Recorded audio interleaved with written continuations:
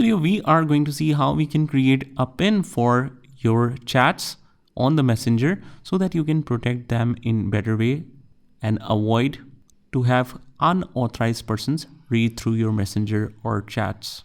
So what we do is just click on the Messenger. If you're logging in for the first time, you automatically get these options. Otherwise, you go to the more options and you can create a 6-digit pin. Let me just create it, and we have created the pin. And after that, it will only work to show your chat history after you enter the pin once you log out of the Facebook. So if you're not logged out of the Facebook, you can click on the Messenger and you can still see the chats.